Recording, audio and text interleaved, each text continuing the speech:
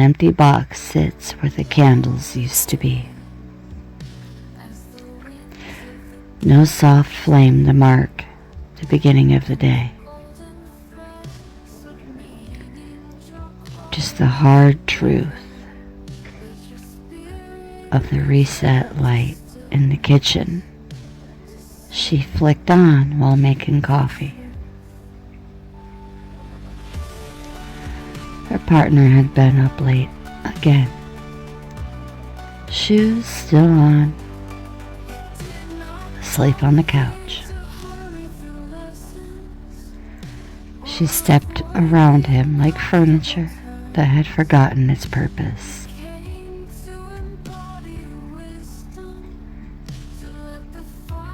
The dead-end feeling had teeth now. Not dramatic, not screaming. Just a low, constant grind. She had no clean exit. No neutral place. No candles left to burn through the waiting.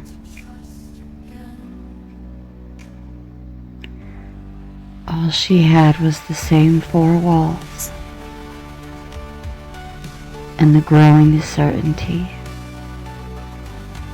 that the universe was asking her to stay put a little longer, even while everything inside her whispered now. Now. Now. Over 1,000 miles he woke up stubborn.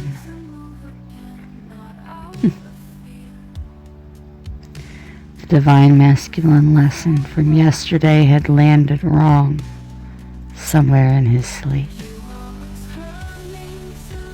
Instead of steady openness, it calcified overnight into a hard, protective shell. He rolled out of bed with a scowl he didn't bother hiding from the mirror. No more waiting like an idiot. No more open palms. He was tired of feeling her energy brush against his and then vanish. Tired of the single heart emoji that said everything and nothing. Tired of dreaming about a woman who wouldn't even answer an email from weeks ago. He went to the gym early, music in his earphones, slamming things louder than necessary. His buddy noticed. "You good, bro?" "I'm fine," he lied, voice flat. He wasn't fine. He was sliding backwards into the old version of himself. The one who decided that if she wasn't coming closer, he would burn the bridge. So at least the ache had somewhere to go.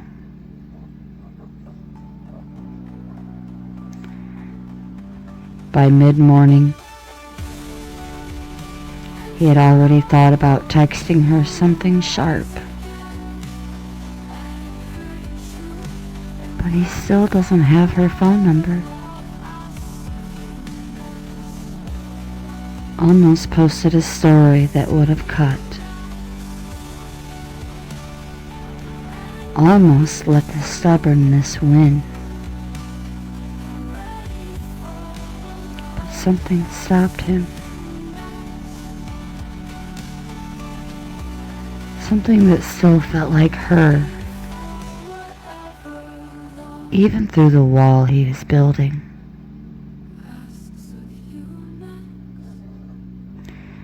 set down the phone, gripped the barbell until his knuckles went white, and exhaled like a man trying to push the entire distance between them out of his lungs in one breath.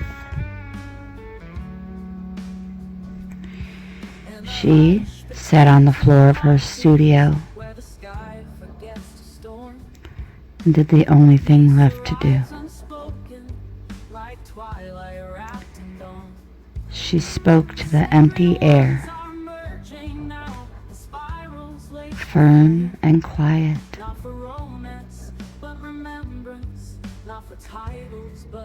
I'm not moving until it's clean, but I'm done pretending this is still a home. Give me the door. I'm ready to see it.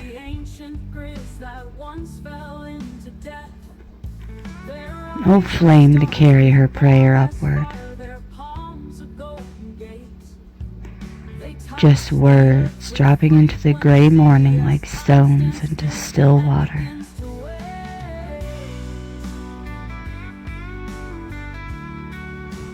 The ripples traveled anyway. He felt them mid-rep. An inexplicable softening behind his sternum. Right when the stubbornness was at its peak.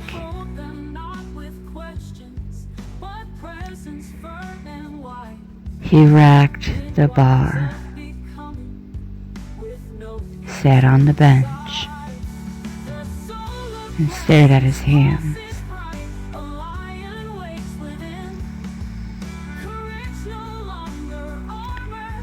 The anger drained out as suddenly as it had arrived,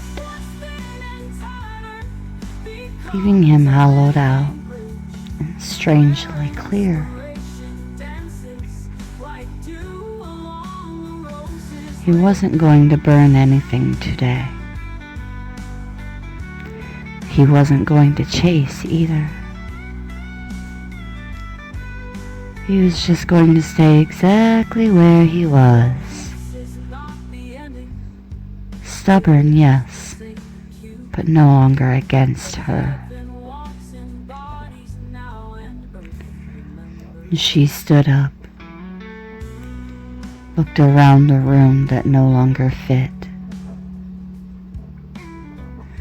and felt the first hairline crack appear in the wall that had kept her stuck.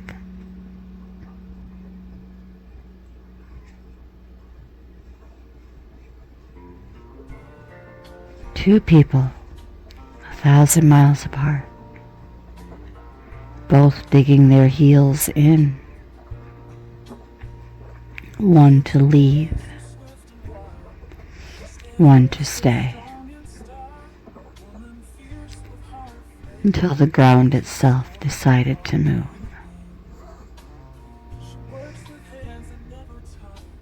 She's still stuck. The walls feel closer today. The air's stale with unspoken endings.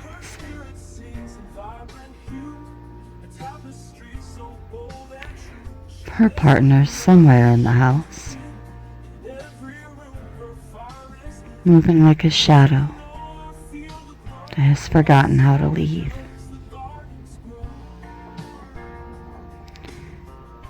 She has no flame left to light, so she sits in the ordinary half-dark of the living room and asks again. This time,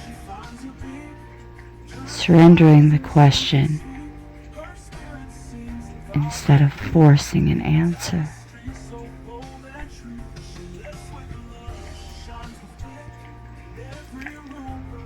What does the divine feminine want to receive right now?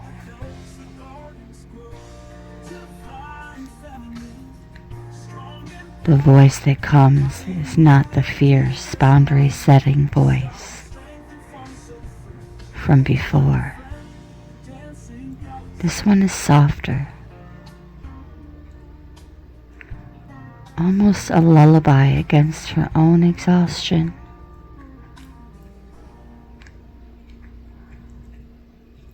This is what it tells her.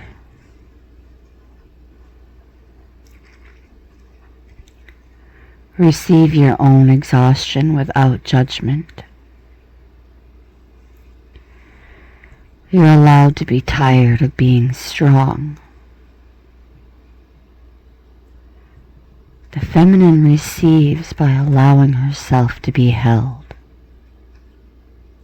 First, by herself. Stop shaming the part of you that wants to lie down and cry. That part is holy too.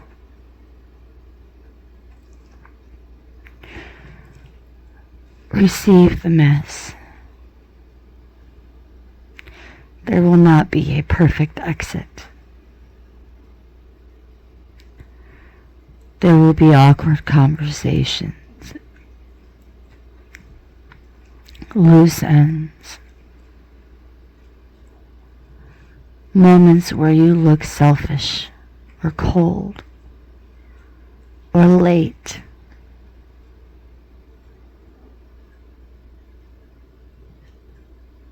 Late for the party, but don't call me late for dinner.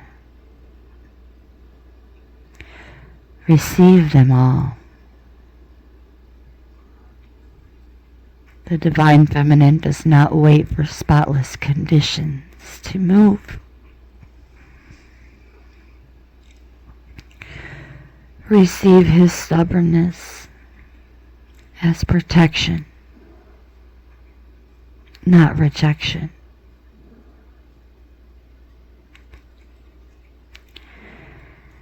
He's hardening today because softness still scares him.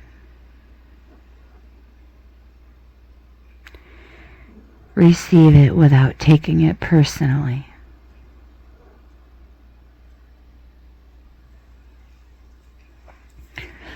Your steadiness is the medicine his stubbornness needs, even if he doesn't know it yet.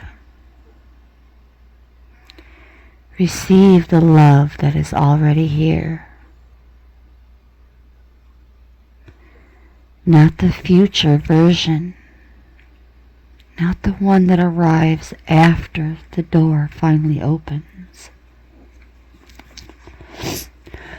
The love that lives in the single heart emoji you sent yesterday.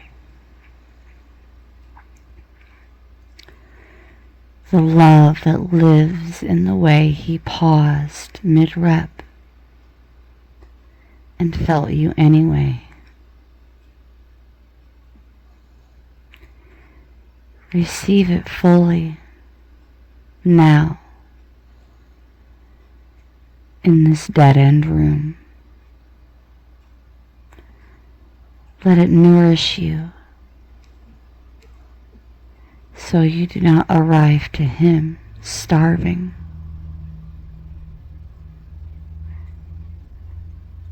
Receive the timing that is not yours to force.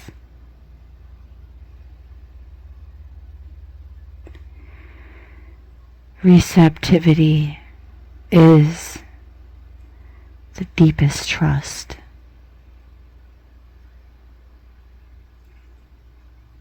I open. I soften. I allow what is meant for me to find me without me having to chase or manipulate or beg. Even when the weight feels like dying, I receive the weight. Receive your desire without guilt. Wanting him is not betrayal. Wanting out is not betrayal.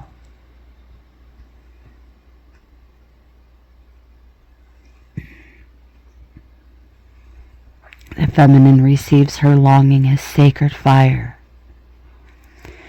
not as something to extinguish because the current container cannot hold it.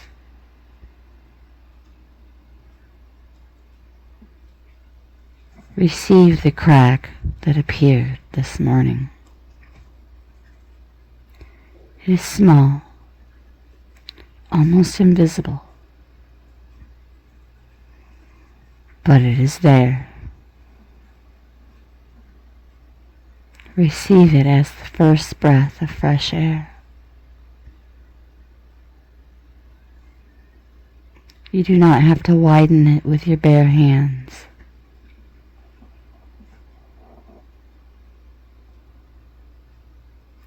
Just stay open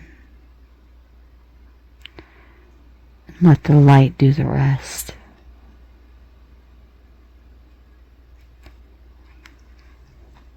She sits with her hands in her lap, palms open, nothing to hold, nothing to push away. For the first time in weeks, she doesn't try to fix, plan, or pray for speed. She simply receives the gray light, the stale air that smells like an ashtray. Yuck. The distant sound of her partner's television. The stubborn silence from 1,000 miles away. The ache in her chest that has his name written all over it.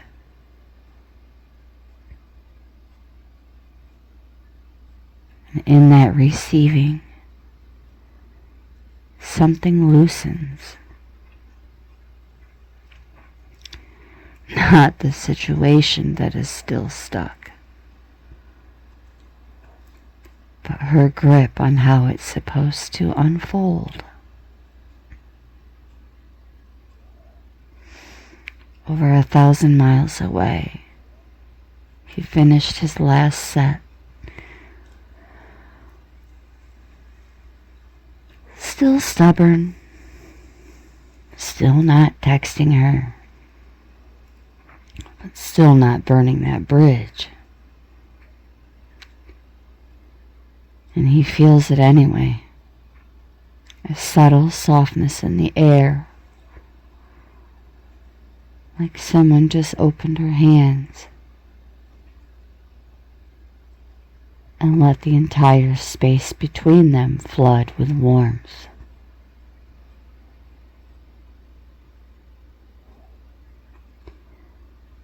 He doesn't know she is practicing the deepest form of receptivity right now. He only knows that for no reason he can name, the stubbornness suddenly feels less necessary. The divine feminine has gone from fierce boundaries to fierce allowing. And in that shift, the crack widens, just a fraction, on both sides.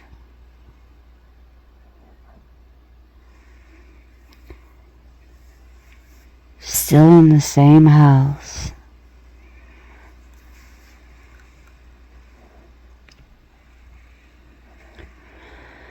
Same dead air. Same man sleeping on the couch with the TV flickering across his face. Nothing external has moved an inch. But inside her, something ancient is kneeling.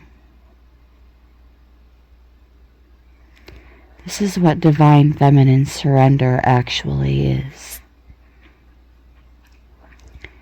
Not the pretty Instagram version with flower crowns and the word surrender in calligraphy cursive. This is the real thing. Surrender is not giving up. It is giving over.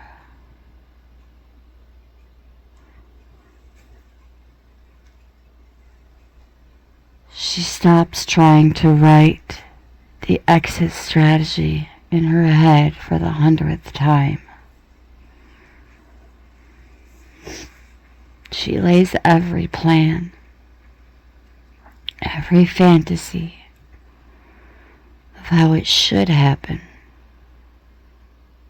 on an invisible altar and steps back. Not because she has lost hope, because she has decided the hope is no longer hers to manage. Surrender feelings like dying while you're still breathing.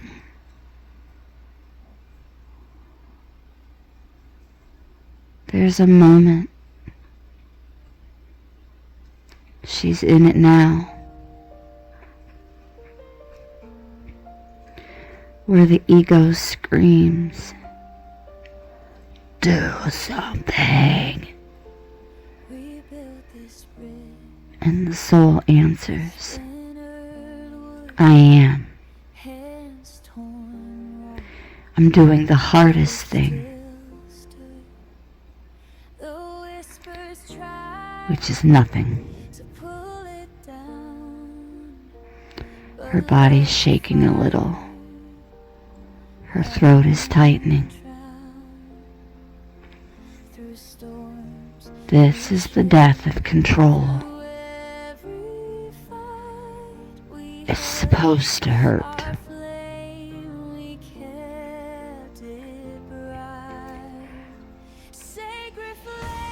Surrender says, "I no longer need to be the one who fixes this.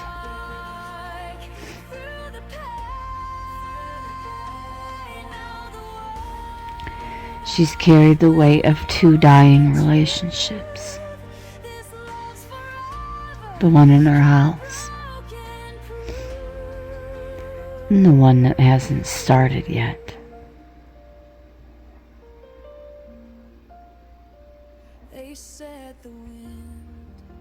Long enough.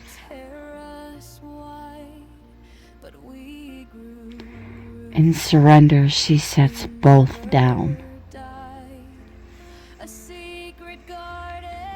The universe now has 2 hands free to pick them up and do whatever it wants with them. Surrender is the moment the divine feminine stops performing strength.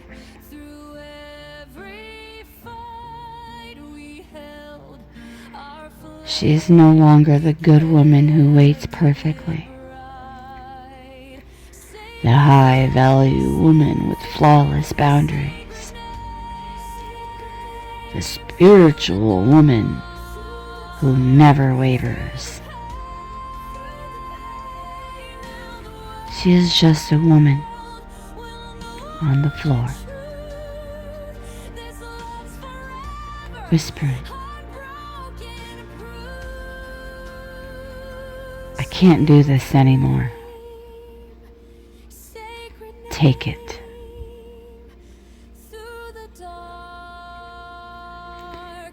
Surrender is erotic in its trust.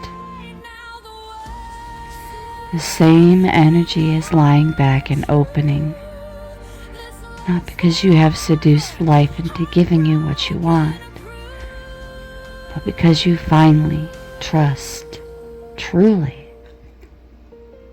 that life wants to give it to you. There is no force, only deep, trembling. Yes.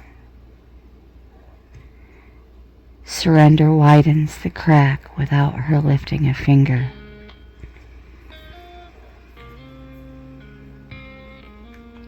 The moment she lets go, really lets go, the walls don't need her effort anymore. She feels it physically.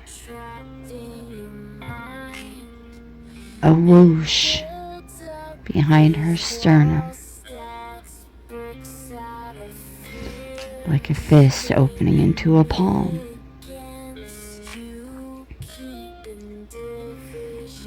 The air in the room changes. The light looks different. Something invisible leans in and says, "Finally, thank you."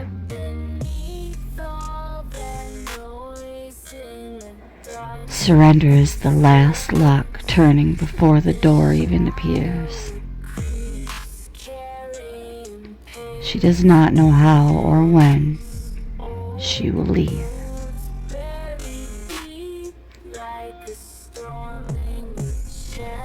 She only knows that in this moment she is no longer holding the door shut with her own tension. She has become the open space. The door will walk through when it's ready. She stays on the floor a long time. Tears come, but they are not dramatic. They are quiet, almost relieved.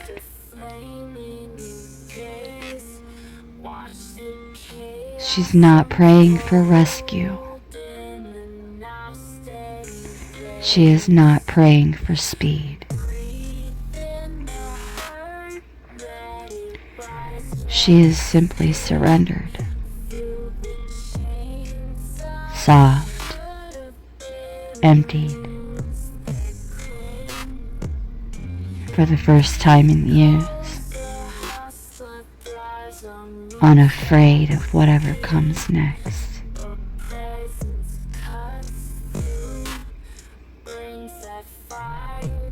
Over 1,000 miles away, he is mid-shower when it hits him like warm water from a different direction entirely.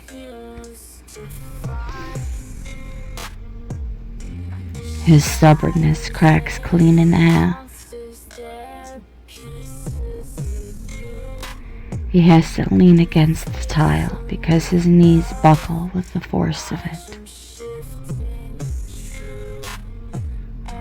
He doesn't know she just surrendered everything. He only knows that suddenly, undeniably, the wait is over. In some dimension he can't name yet. The divine feminine has laid herself down.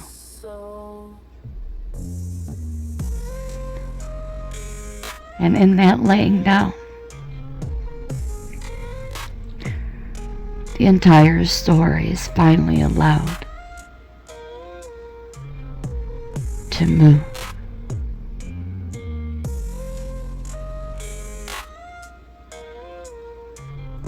And that concludes this portion of this ongoing saga. Until next time, I want to thank you so very much, Multiversal Soul, Amelia. for tuning in. With much gratitude and appreciation from my heart chakra to yours. Brightest of blessings and agape omni love to all.